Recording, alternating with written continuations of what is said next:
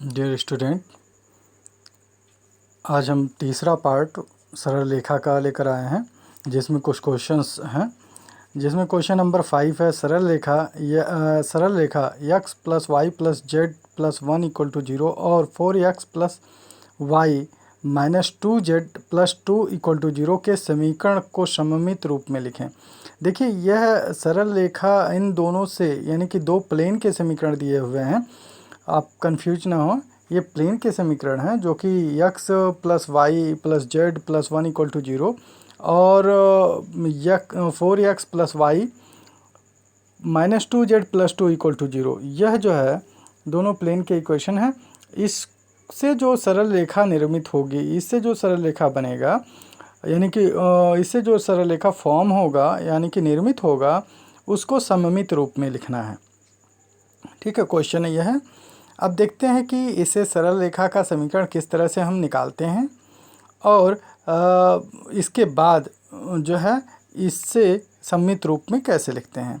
तो सबसे पहली बात है, दोनों हम समीकरण ले लिए, x plus y plus z equal to -1 और 4x plus y minus 2z equal to -2। ठीक है, यह दो समीकरण हो गए हमारे प्लेन के। अब जो है माना कि दी गई रेखा के दिक् अनुपात यल एम एन हैं, यह रेखा दोनों समतलों पर स्थित है। अतः देखिए, हमने कहा था दोनों प्लेन के इक्वेशन है, दोनों समतलों पर स्थित अगर यह रेखा है, दोनों से यह रेखा निर्मित हो रही है, तो अतः इन समतलों के अविलंब पर लंब होगा। अतः इन समतलों के अविलंब पर यह क्या होगा, लंब होगा। कौन, दिक् अनुपात जो निकाल यानी कि माना गया है रेखा का दिक् अनुपात यल एम एन है, यानी कि डायरेक्शन रेशियो। तो अब चलिए, इसमें जो है L M N, L plus M plus N equal to 0 और 4l plus M minus 2n equal to 0, यह हम इस समीकरण से ले लेते हैं क्योंकि यह इसके परपेंडिकुलर होंगे, यानी कि तो इनका जो समीकरण होगा L plus M plus N equal to 0 और 4l plus M minus N equal to 0। अतः इन दोनों को हम क्रॉस मल्टीप्लिकेशन मेथड यानी कि वज्र गुणनखंड विधि से सॉल्व करते हैं। तो अब ये देखिए, समीकरण यह हमने पहला ले लिया, यल प्लस यानी कि तीसरे नंबर का समीकरण L plus M plus N equal to 0, और यानी कि दूसरा है चौथे नंबर का समीकरण जो 4l minus plus M minus 2n equal to 0 है।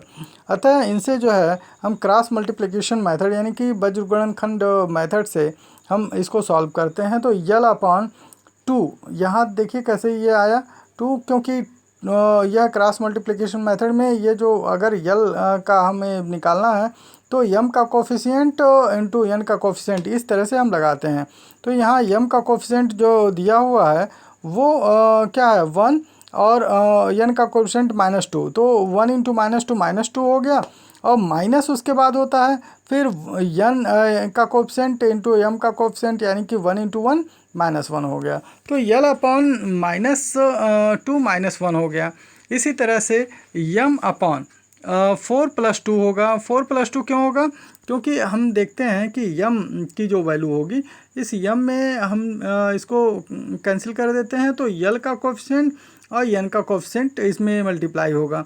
तो पहले ये रेखा ली जाती है यम इंटू यल का, एन इंटू यल का। तो यह अगर रेखा हम सबसे पहले लेंगे यानी कि इसका कोफिशिएंट, तो 4 इंटू 1 4 हो जाएगा, और -2 इंटू 1 यानी कि -2, तो -2 इंटू -2 क्या हो जाएगा, -2 इंटू माइनस प्लस हो जाएगा, तो 4 + 2, और यहाँ n अपॉन जो है उसी तरह से यल इंटू यम का हम मल्टीप्लिकेशन लेंगे कोफिशिएंट का, और फिर यल इंटू यम का, तो यानी कि 1 इंटू 1 क्या हो गया 1, -4 इंटू 1 -4 हो गया।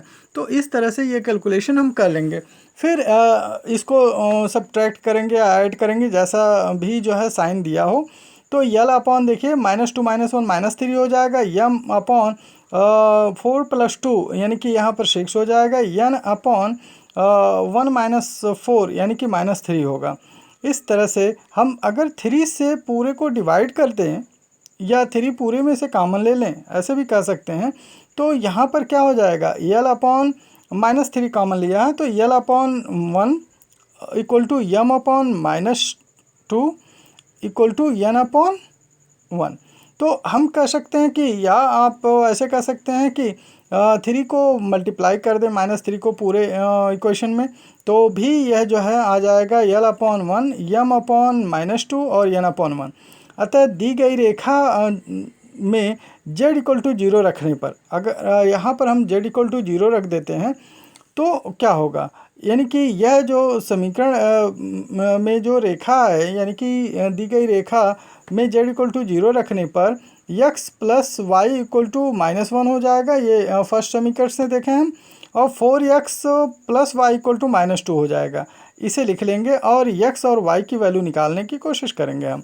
तो यहाँ पर देखिए इक्वेशन 1 और 2 से x और y की वैल्यू क्या मिलती है हमें, x की वैल्यू -1/3 और y की वैल्यू -2/3, और z चूँकि हम रेखा में 0 मान चुके हैं, ठीक है, z की वैल्यू हम 0 मान चुके हैं। तो अब यहाँ पर आपको ये ध्यान देना पड़ेगा कैसे x की वैल्यू आया, कैसे y की वैल्यू। जब हम यानी कि इक्वेशन 6 में से इक्वेशन 5 को घटा देते हैं, इक्वेशन 6 में से इक्वेशन 5 को घटाते हैं, तो ये देखिए 4x plus y equal to -2 है, और यहाँ पर x plus y equal to जो है -1 यहाँ है। तो अगर हम घटाएंगे तो नीचे के साइन चेंज हो जाएंगे, और यहाँ पर आ जाएगा, ये कट जाएगा, यहाँ पर 3x इक्वल टू आ जाएगा -1। तो यानी कि x इक्वल टू क्या हो जाएगा, -1/3। अतः आप जो है आराम से निकाल सकते हैं x इक्वल टू -1/3। और उसी तरह से आप देखिए दोनों यानी कि किसी एक की इक्वेशन में x की वैल्यू रख कर y की वैल्यू निकाली जा सकती है। तो हम इक्वेशन 5 में जो है x की वैल्यू रखते हैं, अगर तो x की वैल्यू अगर रखते हैं तो क्या हो जाएगा, -1/3 और प्लस 1 यानी कि 2 यानी कि y इक्वल टू -1।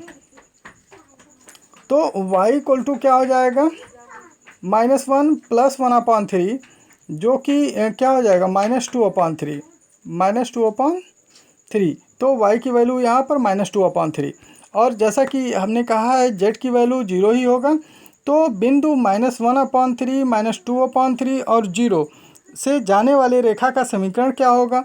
तो आप जानते हैं बिंदु दिया हुआ है, तो आप ये किसी भी बिंदु से जाने वाले रेखा का समीकरण ज्ञात कर सकते हैं, और L/M/N यानी कि उनका डायरेक्शन रेशियो कर सकते हैं, या डायरेक्शन जो है कोसाइन भी, दोनों में से कोई भी ले सकते हैं। तो डायरेक्शन रेशियो यहाँ लिया हुआ। अब जो है L/M/N की वही वैल्यू यहाँ पर रख देंगे।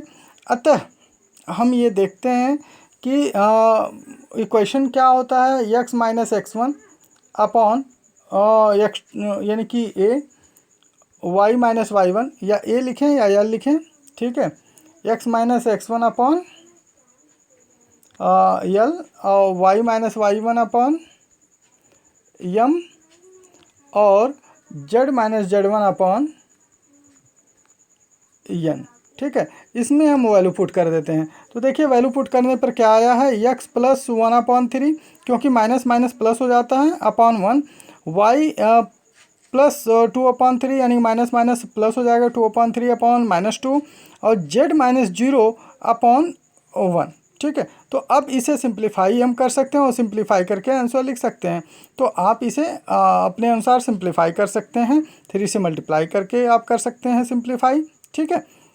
और अब देखते हैं इसी क्रम में अगला क्वेश्चन नंबर 7 है, जो दिया हुआ है एक अलग तरह का क्वेश्चन है। जैसे ऊपर जो है दो यानी कि समतल दिए हुए थे, और समतल के यानी समीकरण दिए हुए थे, उससे निकालना है। अब रेखाओं का क्वेश्चन है, यानी कि क्वेश्चन नंबर 7, रेखाओं x minus 1/2 equal to y minus 2/3 equal to z minus 3/3 तथा x plus 3 upon -1, y minus 5/8 और z माइनस 1/4 के बीच का कोण निकालें। यानी कि ये कोण निकालने के लिए कहा है। तो आप जो है कोण में दिक् अनुपात यानी कि कॉमन रेशियो देखेंगे, कॉमन रेशियो से इनके जो है बीच का कोण निकाला जाता है। तो जैसा कि दोनों समीकरण हम लिख रहे हैं, यानी कि x माइनस 1/2, y माइनस 2/3 और z माइनस 3/-5, यह इक्वेशन नंबर फर्स्ट हो गया। और इक्वेशन नंबर सेकंड हम लिख रहे हैं x प्लस 3/-1, y माइनस 5/8 और z माइनस 1/4, यह जो है दूसरा समीकरण हो गया। तो यहाँ पर a1 जो है 2 है, b1 3 है और c1 माइनस 3 है।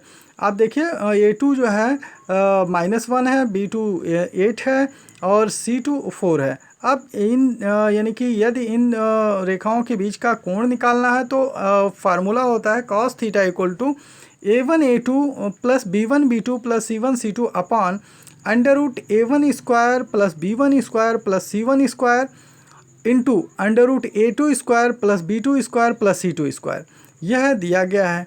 अतः अगर हम देखें तो 2 इंटू -1 a1 a2 का लिख सकते हैं 2 इंटू -1 प्लस 3 इंटू 8 और प्लस -3 इंटू 4। अब नीचे भी डिनोमिनेटर में भी इनकी वैल्यू हम पुट कर लें, 2 का होल स्क्वायर प्लस 3 का होल स्क्वायर प्लस -3 का होल स्क्वायर, ये पहला अंडर रूट में होगा। दूसरे अंडर रूट में देखें तो -1 का होल स्क्वायर प्लस 8 का होल स्क्वायर प्लस 4 का होल स्क्वायर। अतः देखते हैं कि मल्टीप्लिकेशन के बाद इनका वैल्यू क्या होता है, तो -2 और 3 8 जा 24 यानी प्लस 24 और 3 4 जा -12 हो जाएगा ये। तो यहाँ पर जो है -14 होगा, 24 -14 अपॉन ये अंडर रूट में 22 होगा यानी कि 22 और अंडर रूट जो है 81। तो अब देखते हैं ऊपर जो है 24 -14 ये हो जाएगा 10 और अंडर रूट 22 है, फिर 18 यानी कि 81 जो है अंडर रूट में वो 9 हो जाएगा। तो अतः 10/9 अंडर रूट 22 ये कॉस थीटा के बराबर होगा, या थीटा इक्वल टू अगर हम निकालना चाहते हैं तो कॉस इनवर्स यहाँ 10/9 अंडर रूट 22 लिख सकते हैं। ठीक है, और अब चलिए नेक्स्ट क्वेश्चन है क्वेश्चन नंबर 8। क्वेश्चन नंबर 8 जो है आपका अच्छा क्वेश्चन है, जिनमें जो है रेखाओं के बीच का कोण निकालना है, जिनके दिक् अनुपात दिए हुए हैं। अब देखते हैं कि दिक् अनुपात दिए हुए हैं तब तो ये बहुत ही अच्छा है, दिक् अनुपात वहाँ से निकालना भी नहीं पड़ेगा।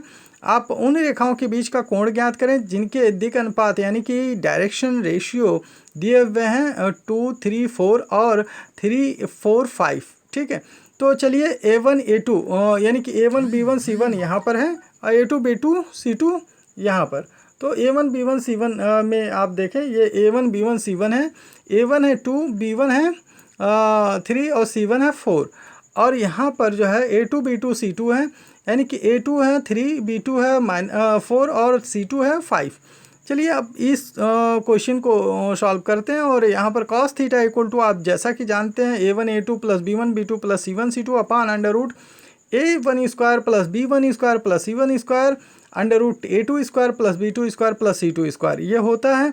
तो अब जो है 2 इंटू 3 यह a1 a2 हो जाएगा प्लस 3 इंटू 4 b1 b2 है प्लस 4 इंटू 5 c1 c2 है, यहाँ हो गया। और फर्स्ट ब्रैकेट में a1 square plus b1 square plus c1 square, ये बहुत आसान है, 2 का होल स्क्वायर प्लस 3 का होल स्क्वायर प्लस 4 का होल स्क्वायर।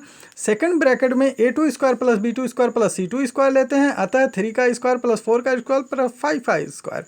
अब हम देखते हैं कि 2 3 जा 6 ऊपर जो है डिनोमिनेटर यानी न्यूमरेटर देखिए, तो न्यूमरेटर में क्या होगा 2 3 जा 6 यहाँ 6 आ जाएगा प्लस 3 4 जा 12 प्लस 5 4 जा 20 अपॉन 2 का होल स्क्वायर 4 होगा, 3 का होल स्क्वायर 9 प्लस 4 का होल स्क्वायर 16 अंडर रूट में। फिर नेक्स्ट जो अंडर रूट है उसको हम देखते हैं, तो यहाँ पर 3 का होल स्क्वायर 9, 4 का होल 16 और 5 का होल स्क्वायर 25। अब जो है यहाँ पर ये हम देखते हैं कि 38 ऊपर जो ऐड करने पर 38 आया और नीचे under root 29 into under root 50। Under root 29 square root से तो बाहर नहीं निकल सकता, लेकिन अंडर रूट 50 को हम जो है अंडर रूट 50 को क्या लिख सकते हैं 25 इंटू 2। ठीक है, 25 इंटू 2 तो 25 जो है का स्क्वायर रूट होता है 5 और अंडर रूट 2 यानी कि 50 को 5 स्क्वायर रूट 2 यानी कि 5 स्क्वायर रूट 2 लिख दिया। अब जानते हैं हम कि स्क्वायर रूट जो है मल्टीप्लाई होते हैं, तो under root 29 into under root 2 को हम मल्टीप्लाई करते हैं तो अंडर रूट क्या हो जाएगा 29 इंटू 2, क्योंकि ये समान घात वाले हैं अतः ये अंदर जाकर मल्टीप्लाई होंगे, तो अंडर रूट 58 हो जाएगा इसकी वैल्यू, अंडर रूट क्या होगा 58। तो अब जो है यहाँ पर 38 अपॉन 5/29 इंटू 2, यानी कि cos थीटा इक्वल टू 38/5/58, या theta equal to cos inverse 38/5 into √58, यह आंसर हो जाएगा। तो डायरेक्शन रेशियो से हम जो है आसानी से दो रेखाओं के बीच का कोण निकाल सकते हैं, और यह फार्मूला बहुत इम्पॉर्टेंट है, आप ध्यान रखिएगा। और इसके साथ ही अब यहीं तक हम रखते हैं, और फिर आगे के वीडियो में जो है इसके बाद के टॉपिक को एक्सप्लेन करेंगे और उसके क्वेश्चन करवाया जाएगा। ठीक है, धन्यवाद।